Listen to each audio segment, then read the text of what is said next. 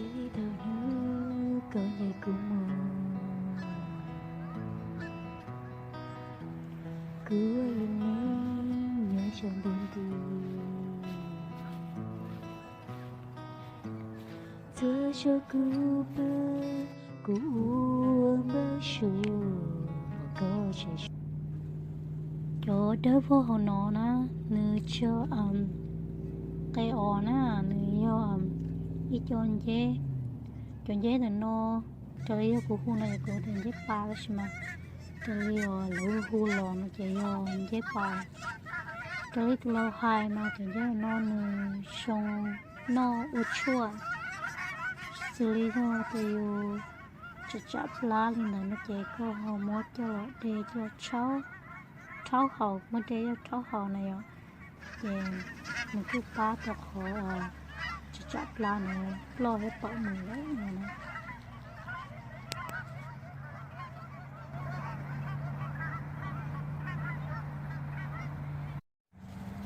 lúc nãy giờ dép pa này dùng này lúc bà chờ ở đâu ta cũng thấy không sao vậy? Oh, yeah, this is so cute. nó chơi xí Daddy. xí dùng nó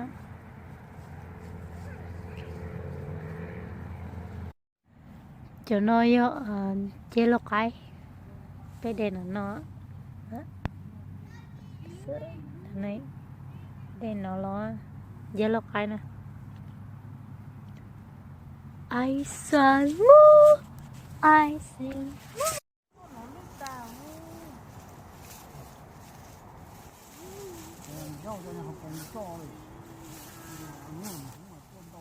cái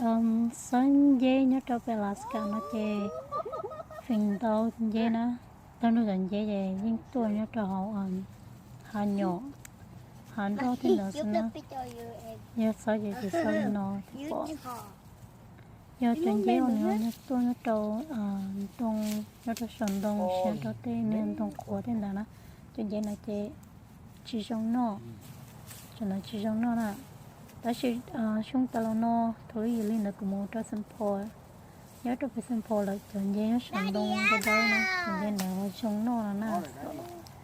cái có tiền rồi có nhớ tới lưu lên có chơi cái này sợ lên nè chi nó to mày to nó lên nữa Đi chơi đại đi. sao có thua Trường kêu to. Blah blah blah blah blah blah blah blah blah blah blah.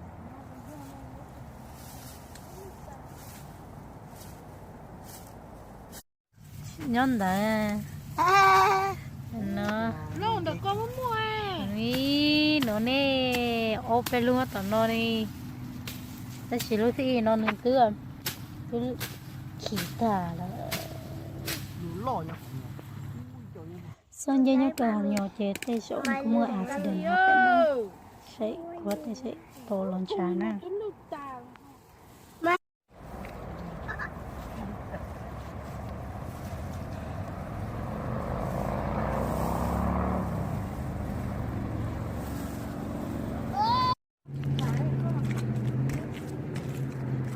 rainbow ra rainbow ơi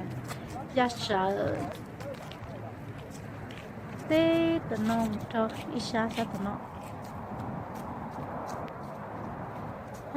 nhóc từ đi á